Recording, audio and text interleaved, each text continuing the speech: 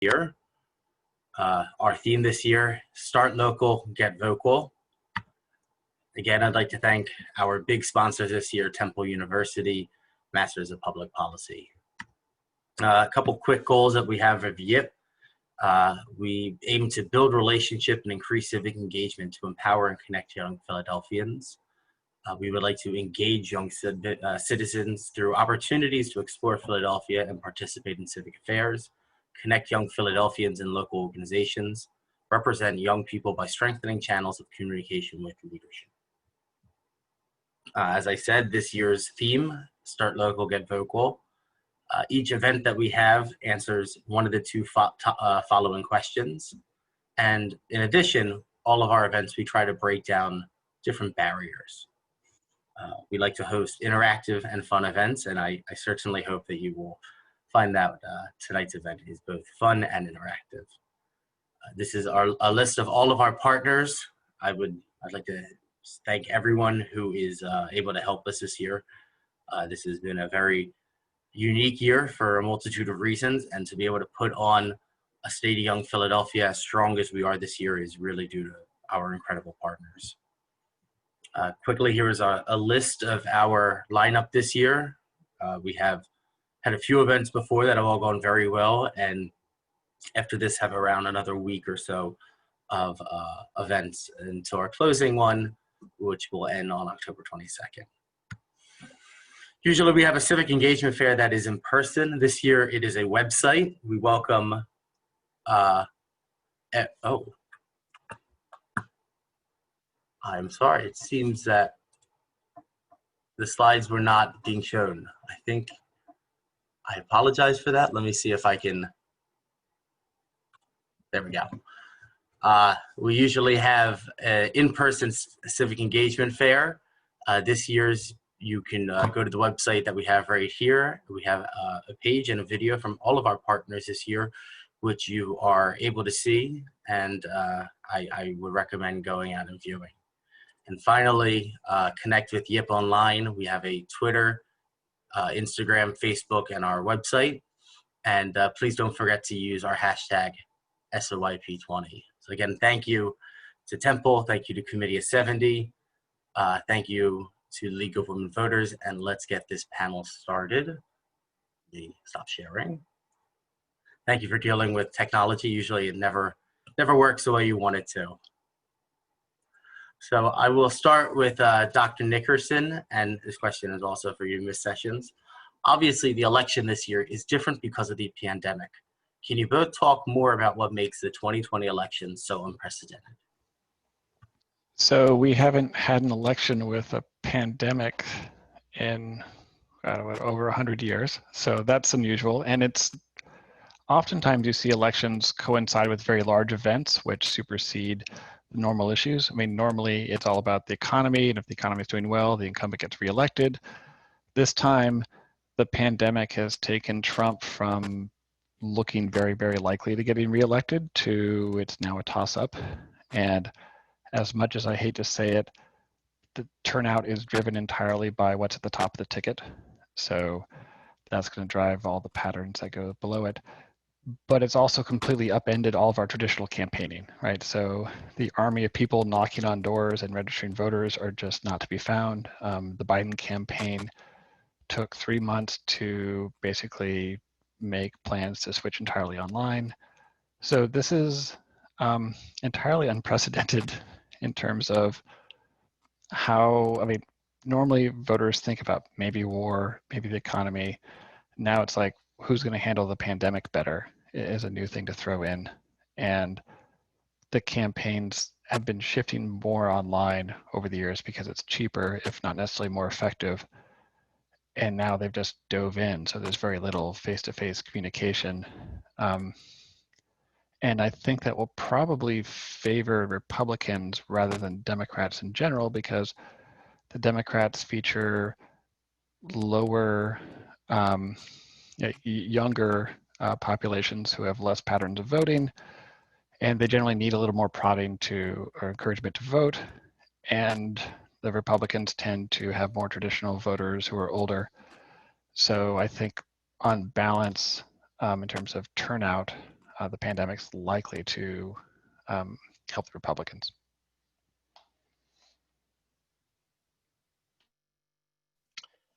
So what's unprecedented in my eyes are, and I kind of disagree a little bit, Dr. Nickerson. I think that what is happening as a result of the pandemic and as a result of people being glued to their screens and kind of having a soul, we're beginning to see people mobilize. If you're in Philly and you've been anywhere near City Hall since the satellite election office opens, you see there are robust campaigns and people out all the time just encouraging folks to register to vote. So I do see a shift.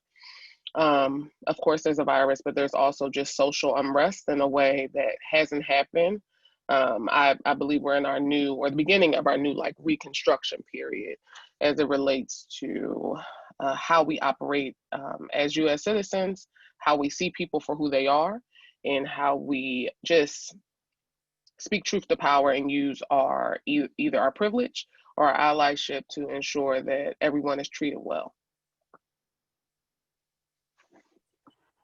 Wonderful. And Ashley, we'll start with you this time. How are you seeing campaigns adapt their organizing tactics to the new normal? So a lot of campaigns prior to this week and maybe a couple weeks ago, they weren't knocking doors.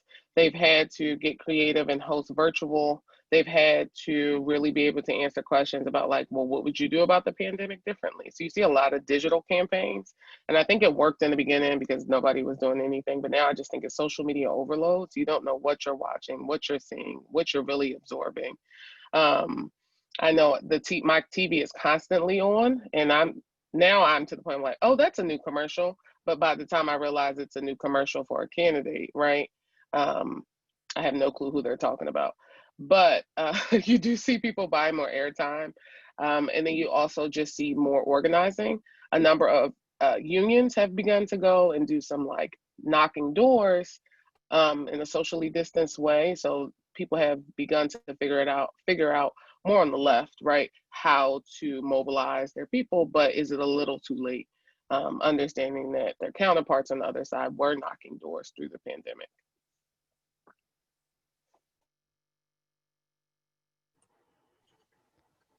David, would you like to take a stab at it?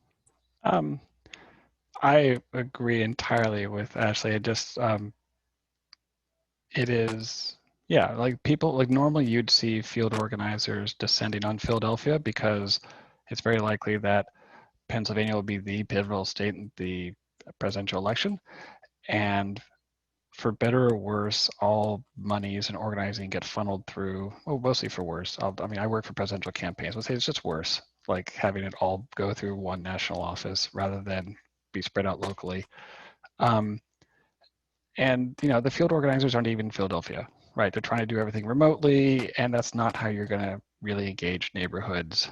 And so you're then left with local candidates and organizers trying to do things without the resources and support of the national party in quite the same way. And the national party is trying to adjust and be responsible with COVID. So they are, trying to give organizers local tools. They are spending more on digital ads and digital engagement tools. But I think they just now announced they're going to be moving more on the ground and do more door knocking. And meanwhile, actually, it's right. I mean, like Trump knocked more than 1 million doors in August and in August alone, I think. So they have hired armies of people to go knock on doors. So you're seeing an asymmetry there. And no matter what form of media you use, whether it's TV, radio, or digital, you're going to see presidential ads. But I don't think that's different. I mean, that's pretty typical in any battleground state. You get to the point where you just want to turn things off. Getting close to that, but also very close to the election, so can't turn it off. David, in an environment where there is less opportunities for in-person interaction, what are effective tactics for actually getting out the vote? Well, from the campaign perspective, it's mostly mail, right? I mean, so campaigns and presidential elections, it's really hard to engage voters because if I'm at all paying attention, there is so much news out there and so many people talk about it in different channels that if I'm even remotely interested in the election, I'm engaged and mobilized. And what you're trying to do is pull those people who really don't like politics. And those people are also really good at ignoring TV ads, and they're really good at ignoring phone calls. And so what you're left with is like things that have been proven effective are things like mail, very traditional, or leaflets, right? So the campaigns will definitely do that. But then how do you engage it with like in those other formats? And you need to almost go person to person and try to take advantage of social networks, so that while it's very easy to put down the phone when a campaign calls, like, hi, I'm David, I volunteer with, the Pennsylvania Democrats, that's easy to ignore. Whereas like if you call your friend, right, all of a sudden it's like, well, you can't hang up on your friend.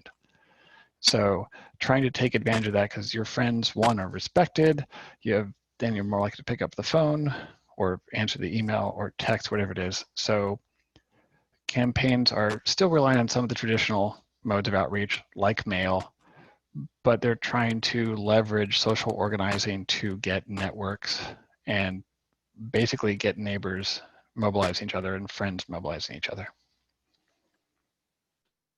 Everything Dr. Nickerson said. That's exactly what's happening.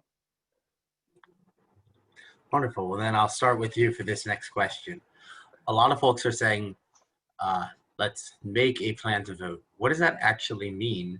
What are the options, and what is your plan to?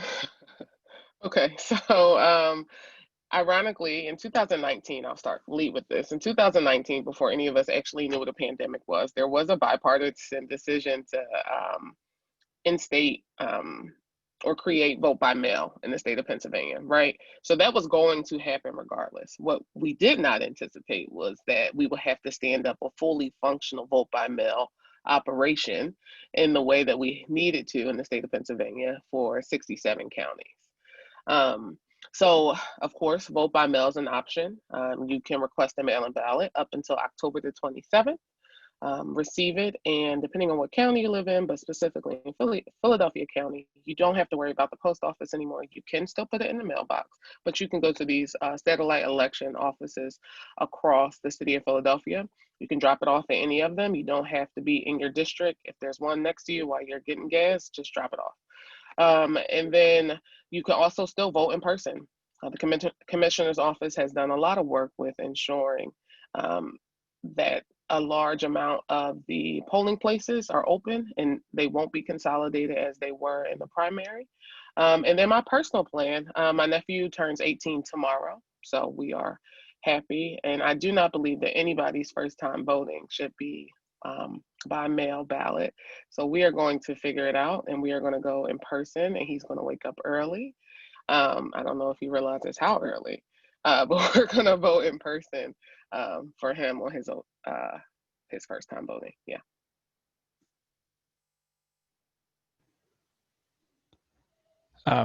So I will actually share my screen because if you've been annoyed by all the requests to make a voting plan, this is because of my research, which showed that when we asked people basic questions about like, what time are you going to vote, where are you going to be coming from, who are you going to go with, anything that's more engaging and gets people to envision the act, they're much more not much more likely, but they are more likely to do it. And given that campaigns try to contact, hundreds of thousands of people, it starts to add up.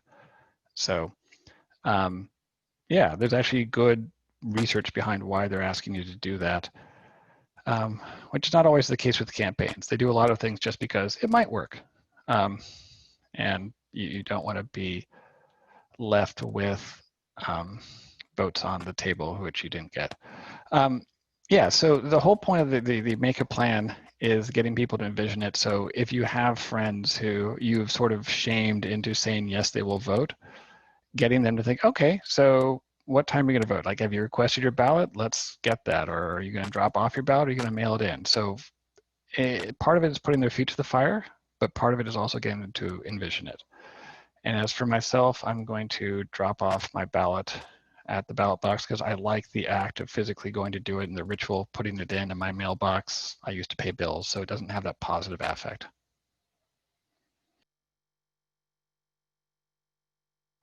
Wonderful. Well, the next question was going to be about spoiling the ballot. So I'm going to hold that till the end so Lauren can join in. We'll start, Dr. Nickerson. What should those who choose to vote in person in Philly expect on election day? I think Ashley is probably better situated to answer this question.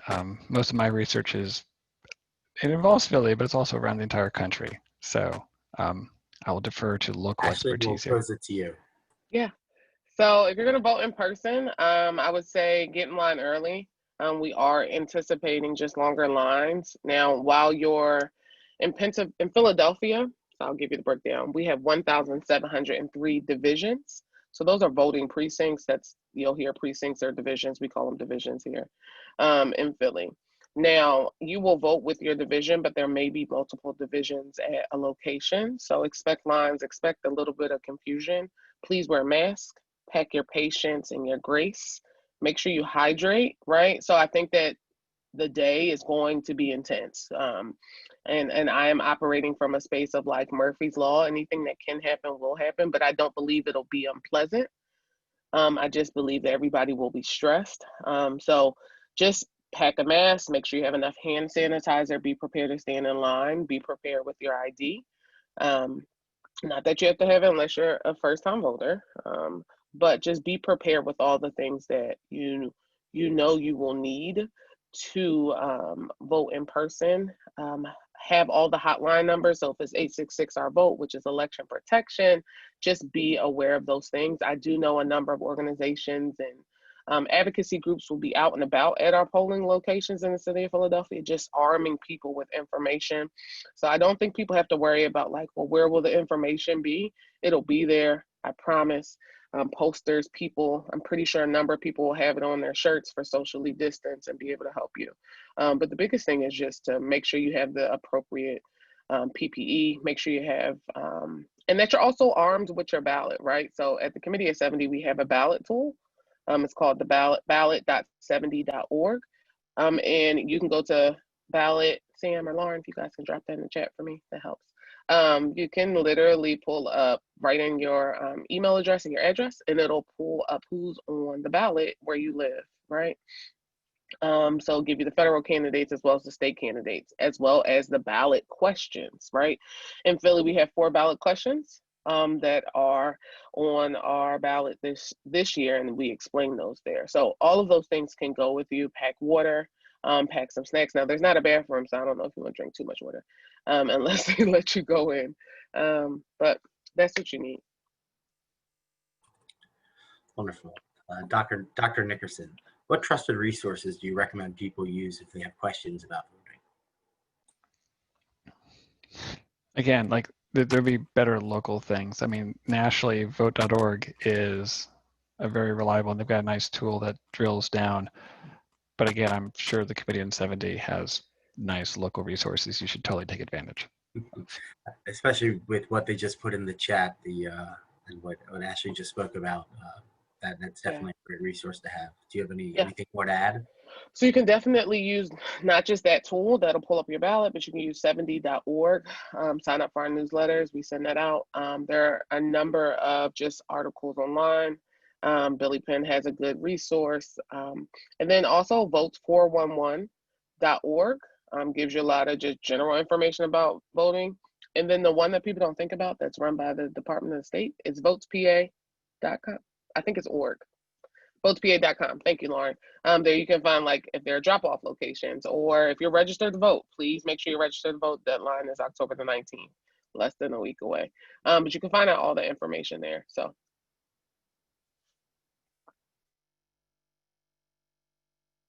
Wonderful. Well, a lot of folks have said they imagine a nightmare scenario where the election hinges on Pennsylvania. Pennsylvania's electoral votes hinge on Philadelphia, and it takes us weeks to count all the votes. It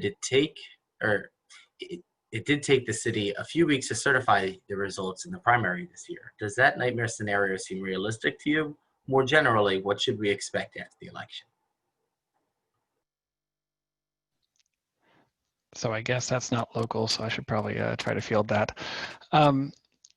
Yeah, this is going to be a mess potentially, where if it's not a blowout, Trump has already said he's likely to challenge it. Republicans, the party has hired a lot of lawyers, and they're going to be looking for voter fraud in any form. And so people who submit naked ballots without using the privacy envelope will be challenged. In states where there's not where there's signature matching. If you don't use your middle initial when you do on your official forms, that'll be challenged, or even on the curly cues. Like they have a list of things what constitutes a signature match, and they're going to go through ballot by ballot challenging it, and they won't let people and municipalities count it in advance. So by law, you can't count them before election day in a lot of jurisdictions, and it just takes time to count ballots and feed them through the machines. So you have to have the two people moderate and say, yes, this is a valid ballot, feed it to the machine, and just repeat endlessly. So what you're seeing is a lot of like, so trying to manage the messaging war after the election. People are trying to say, well, you know, this is going to take time. It's election season, not election day. You're not going to have a result the next day. It's going to take a few days.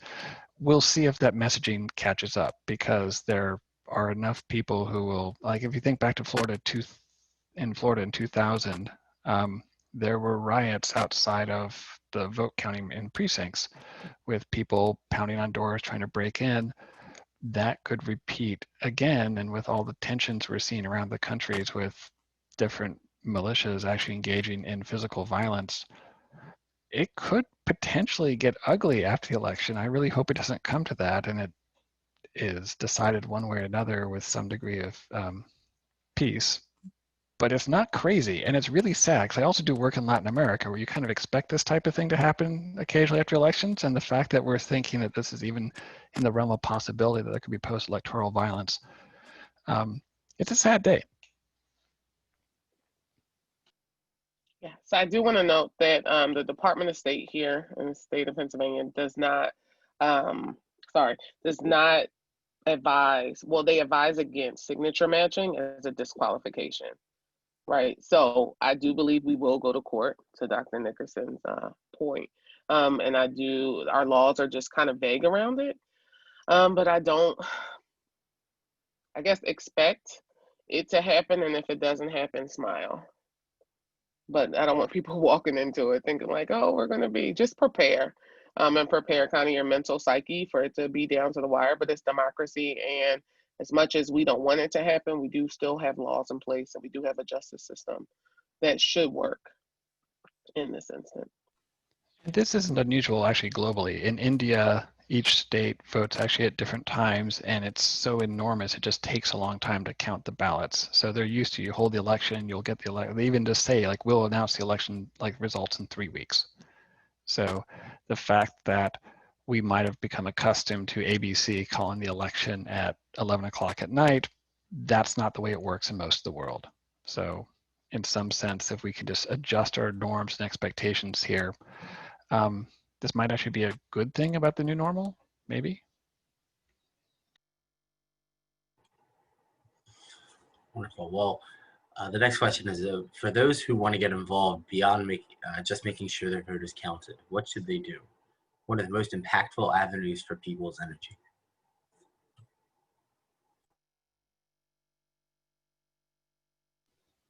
I'll take it. So there are a number of opportunities just out there. Folks are phone banking, folks are calling, folks are holding registration drives, definitely this weekend, we know. And a lot of people are starting to get out the vote this weekend, right? They're not waiting until the traditional weekend before or 2 weeks before. They're actually starting a little bit farther out. So Fairmont Votes, that's one of the ones off the top of my head. They have consistent, if you want to look at Fairmont Votes, they have consistent just phone banking, and as well as a ton of resources around like what should you do on election day. And then you should always, a lot of the state representatives and the current state senators are doing just stand up activities on Fridays for their community. If you know that there's a share food site, so SHARE, share food site, a lot of times elected officials are partnering with like the food distributions in communities to register folks to vote, see how you can get involved that way. But you also can do election protection. You also can make sure everybody on your block is registered. Make sure that the folks who may have been just quarantined at home, the older folks, right? Or young folks who may not have a clue, make sure that they are engaged and that they know like your vote actually does count. And do that work. You don't have to go out and grandstand or take a picture to do the work that matters. Sometimes it's literally making sure that all 12 block houses on your block are registered. So, I mean, the easiest way to get involved, I mean, because if you do things on your own, which can be incredibly effective, it takes a little bit of initiative. If you just want to like plug into something, I would recommend plugging into something local rather than something national, because I mean, the national parties will literally have tens of thousands of people calling into Philadelphia, and the message is going to be drowned out. Like, you're really not much better than, you know, Lisa calling from Illinois, right? Whereas if you work for a local candidate or a local organization, like, it has the advantage of it will stand out a little bit because it's different, it's less polarized, it has more credibility, and also hopefully you'll believe it more, right? Because the sincerity is what's going to sell and convince people, and, you know, telling people why voting is important to you is the most effective way. I mean, people ask me a lot of time for like, what sort of scripts can you use? You've got all these social psychological tricks. Like, yeah, but the social psychological tricks only help on the barest margins. What really matters is getting out and speaking sincerely about why you feel the way you do as a peer. So getting involved in any local organization or candidate or the local party is probably the easiest way to get engaged and make a difference. And Ashley's absolutely right. Like, registration is one of the biggest hurdles because most people who are registered vote in presidential elections. And so finding that pool of people who are not registered, which constitute about half of non-voters in presidential elections, like, that's the hard part. So going down your block, you'll be surprised at how many people you find. And you can then go to other blocks.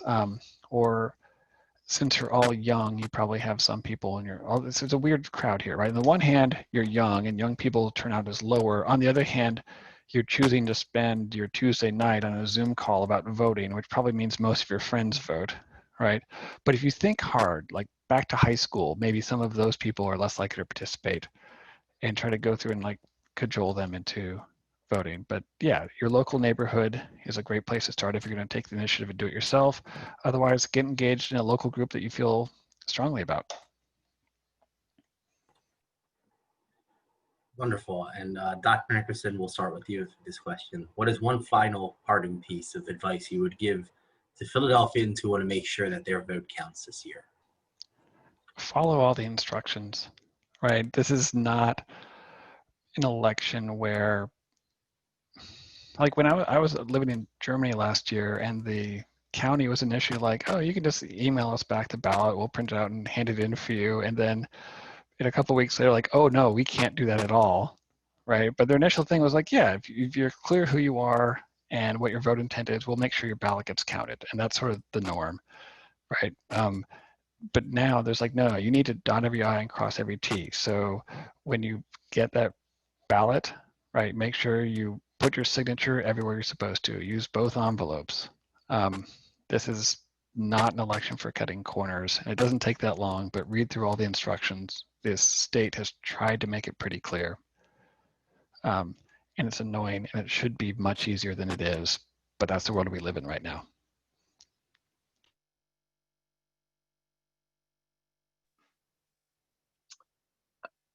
Sorry. We actually have a video that walks through how to vote and what you should do with your ballot. It's starring somebody you're looking at, me. But we also have We Vote Philadelphia. I work with Lauren in presenting We Vote across the city to ensure that people actually understand like what is happening. You can sign up for an election briefing, but be informed, right? Don't be scared. Those are my pieces of advice. Like, read some more. If it's an op-ed, it'll say it's an op-ed. So a lot of times it's somebody's opinion and not fact. Make sure you are just hyper aware. Don't believe everything that the Facebook bandits or the Instagram politicians say. Use some of it as just common sense. If it seems idiotic, it is. Sorry. But definitely just, we have a number of resources at the Committee of 70. We're here for you to kind of plug in if you want to host an election briefing between now, really next week, and election day. We vote. Lauren dropped the link in there. You'll either see my face or Lauren's face around We Vote, and we'll just do an intimate like election briefing and kind of break down like the ins and outs on elections, filling out your ballot, what to expect, what you can be pushing your legislators for in this moment, so on and so forth. Wonderful. Well, I'd like to bring Lauren back because this is our question about spoiling the ballots. So, Lauren, if you don't mind, what are the top things someone voting by mail in Philly needs to be aware of to make sure that their vote counts? And what do you think about mail-in voters spoiling their ballots on election day? Is it a good idea or not? So like Professor Nickerson said, pay attention to the instructions. The video that I just dropped on our WeVote site has actually walking through every step of the process. You just want to be intentional, set up a mindful little space, and make sure you're ticking all those boxes as you make your way through the ballot and prepare it for mailing. I would say that, yes, Ashley also said the signature challenges will be a thing, but the Department of State has issued guidance because our laws are so vague that we're hoping it's not as big of a challenge opportunity as the Republicans might think it is in Pennsylvania specifically. So I dropped off my ballot. I think the name of the game is getting it in early.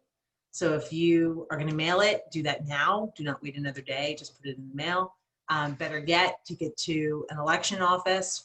Your county website will have that. Also, votespa.com, the state site, has all of the satellite election offices listed for every county in Pennsylvania. And then you can drop it off, know that it's safe and secure. I got an I voted sticker when I dropped it off at City Hall.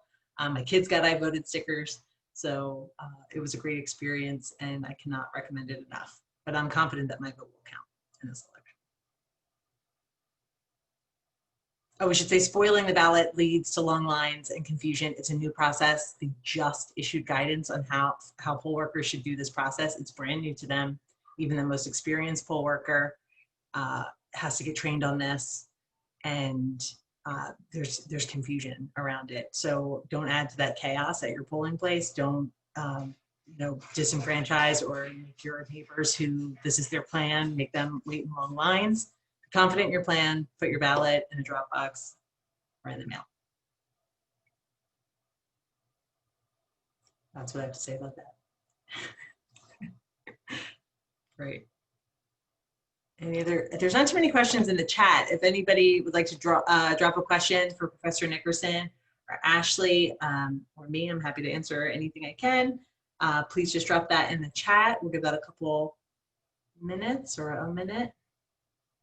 Anything else anyone would like to add about the election or messages you hope get out to voters as we try to all make our votes count and our voices heard in 2020? We do have one question from Benjamin in there. It's a two-parter. Has there been a higher number of voter registrations this election compared to previous elections, or is it still consistent with previous years? So nationwide, there's a lot fewer new voters than there have been. In fact, if you looked at April, the number of new registrations was down about 70%. It has gradually crept back up, but we're in such a hole, I think overall it's going to be much lower. Typically, you'll see actually almost half of new registrations come right at registration deadlines in states. So it's possible we might still see a bump, but it's not going to be enough to make up the lull where a lot of the work was just people like harassing people who go to parks and grocery stores and knocking on doors, and that hasn't been able to happen. So there is a partisan difference there. Registrations amongst Democrats are down a lot compared to Republicans, in part because they invested a lot in going door to door through neighborhoods. So I think we're likely to see lower rates of new voters, which means fewer young voters age 18 to 20 or 22 than you would typically see. Can I add a follow-up? So I would assume that even if the in-person outreach is way down, right? You're not catching people at festivals and other things that happened all summer, all of that. You would think that there's more online targeting and pushing people to like direct links while they're sitting in front of their computer. So I think there were serious hopes that that would make up for it. Why do you think that's not the case? Why would they be lower? It's just a weaker touch, right? So everything we see in registration, like when we do sort of systematic experiments, like I've done a bunch of them on college campuses where we'll randomly assign either students to receive emails and links to online voter registration forms, or we're going to randomly assign classes and go into the classes and register people to vote.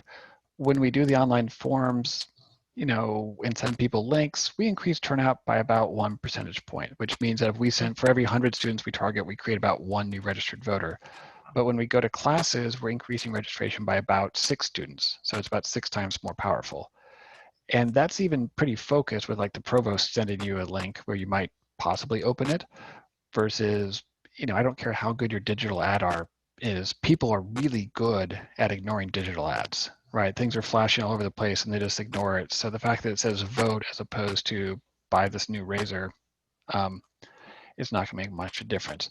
The online tools make things easier and they probably help on the margins, but the people who go seek out those tools are probably going to register anyway, right? So all these drives are trying to grab those people who really aren't that interested in politics, but if you make it super easy for them or make them feel some sort of social pressure, then they'll participate. Great. And I see Dakota just dropped a question in the chat. Would you like to just ask it yourself, Dakota? Sure, I'm happy to do that. I'm getting at post-election, especially immediately after election response. A lot of folks, things are really polarized right now. We all know that good and well. That's not a surprise to anyone. Do you all have any events planned, or have you all done any research into the response that comes out of how folks feel mentally as a result of our very polarized political system in our elections? This is something we've talked a little bit about at YIP, is do we want to host an event to provide people a space, a safe space to talk about the results and talk about what that may mean for their lives, their world, etc. So I'm interested to hear what you all may have. I think it's a good question. We honestly haven't thought about it at the Committee of 70 or with the League, but Lauren knows I'm all about how do we do things intentionally. So I don't know if I'm taking this on, but I guess I'm taking it on to figure out what that looks like.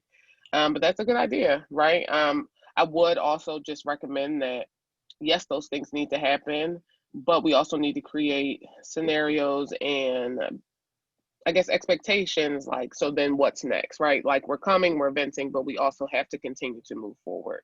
And I think a lot of advocacy is that, right? We don't want to just gripe. We want to make sure like, hey, how do we move forward? How do we keep doing this work well? Because it's exhausting. I realized today I was exhausted. But I do know on November 4th, I still have to wake up either way in the next week, right? So what are our expectations coming out of it? Right. I mean, I think right now we're planning for election week, right? That was another question. I'll use that as an opportunity to answer. We're not going to have results on election night, more than likely. There are over, at this moment, 2.6 million applications to vote by mail. It's just going to take time to count them. They're not letting, the state legislature at this point is not letting us start that count early, or to at least pre-canvass, not the count, I'm sorry, but start the pre-canvass any earlier than 7 a.m. on election day. So imagine all of the envelopes, you're putting 2 envelopes in there. They all have to be open. Those ballots have to be flattened, right? And they have to go in to the Scantron machines. So do not expect results on election night. So to me, like it's not going to end on election day. So we're planning for what do the next, certainly maybe week. What does that look like? What are the communication tools? Like we're going to be really active in making that process transparent so that people don't have questions about what's going on inside the convention center. And if ballots are being challenged, why, and what can we do, you know, what is there to be done about that? And that takes us up into basically December. If there's a ton of challenges, right, we're going to come up against that deadline for electors to be chosen. and then it's anybody's game, I guess. So I'm hesitant to think of like, what is it when it's over? I just don't know when it's going to end.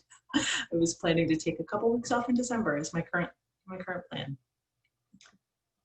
Am I unreasonable, Professor Nickerson? Tell me I'm worrying, and by my November 10th, this will all be behind me. Who knows? I think there's a bunch of different ways in which you can approach this, right? On one hand, there's people who are forced to catch provisional ballots or cure their ballots, and I will admit I'm more familiar with that in North Carolina and Ohio and Michigan than I am in Pennsylvania. But getting people organized to like and informed, here's how you could fix the problems if there are problems with it. Voting early is the best way to do that. There's also a broader organizing position where if it becomes necessary to protest, you know, getting organized, setting up those chains of communication, what the messages will be in advance. I mean, hopefully it'll just be like pretty smooth sailing. There won't be needs for that. But if 2,000 is the indication, like having organization and getting large crowds organized might be necessary. And then there's the mental health aspect of it, of just providing a space for people to talk and be supportive in a socially distant manner, which I can remember after the 2016 election, where I came back from working in Brooklyn for the Clinton campaign and had to give a post-election sort of summary at Temple, and like thankfully someone pulled the fire alarm just before I burst into tears during the midst of it, right? But it was stunning to look at, like, getting 200 students to show up for anything is really hard, right? But these were people who were like, I don't understand what just happened to our country, and they were trying to work through that, and just having that space to think and support each other and know that other people are feeling the same way was really helpful. So I think it depends on what your goal is there and what audience you're trying to address. Thank you. Follow the Committee of 70, sign up for our newsletter. Same with League of Women Voters if you're going to look for activities and more. League of Women Voters is more grassroots, 70 is more grass tops. So if I'm working on it. I have a question, if I could just jump in. There's been some discussion today just about the whole signature matching question. We're not sure exactly what extent that will be an issue, but it sounds like it could still be. As someone who registered to vote when I was 18 and my signature has possibly changed since then, is there anything I can do if I were to do a mail-in ballot to like make sure my ballot doesn't have a signature issue?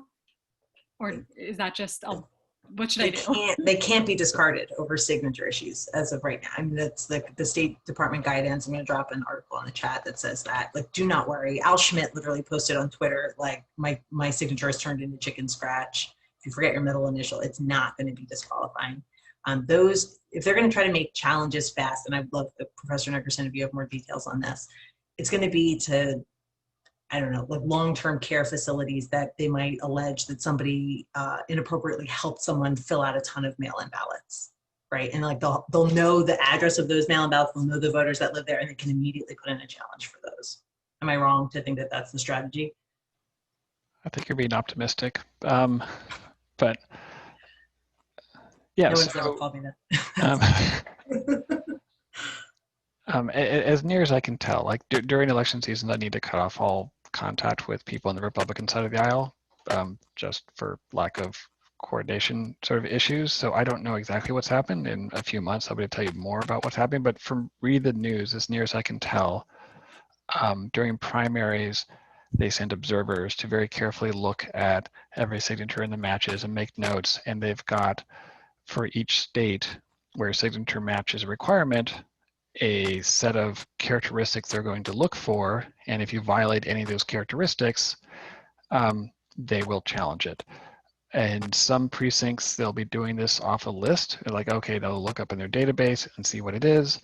In other precincts, they'll just challenge everyone because there's a high enough of Democrats in the precinct. It just makes it more efficient just to look and see every signature. The best solution to this is to look at your driver's license. Because that is I mean, very few people have their voter card, right? What they have is their driver's license, and the biggest thing is just like, did I put my middle initial in it, right? So if you signed your name on your driver's license, your middle initial, sign your name on your absentee ballot with your middle initial. And you pass that, don't try to forge your own signature because it ends up looking weird, right? Just sign it normally. I mean, there's only so much you can control, and have faith that the system will work out. Like the Democrats have also lawyered up, so there's gonna be back and forth. And I really hope that the guidance from the state is what carries the day. Big old dose of Stoic Buddhism we need to get through. We got a really good question from Udom. How might delays at the post office affect mail-in voting? What could we do to mitigate these? He mentions he is still waiting for his mail-in ballot. I'd love to know when you applied, because I'm currently fascinated by the delivery times. Is something I can say this, as he is my roommate and we applied on the same day. I'm still waiting for mine too. So when was that? Yeah. Oh, I have to check my email. Like September? So like months? September, yeah, August? It has definitely been months for both of us. Right. Yeah, mine was a carryover from March, so I got mine in that first wave. I was in the first week of October. Yeah, the post office is an issue. They're underfunding it on purpose to cause delays that you're seeing, right? There's just not equipment to process the mail. And it is, if you were to mail your ballot back, it is first class postage, so don't worry about adding a stamp or anything like that. The Department of State has paid for that. But your safest bet is to put it in a Dropbox or take it to a satellite election office. Just circumvent it as much as you can.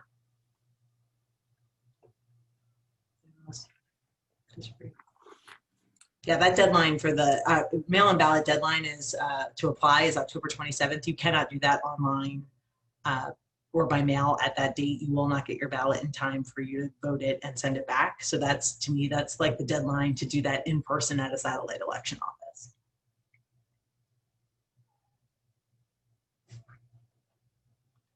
Any other? We have one more question in the chat. It is, I think most comes from Susan. I think that most of my neighborhood are set in their ways. Can I help in undecided neighborhoods in any way? She mentions she is willing to travel.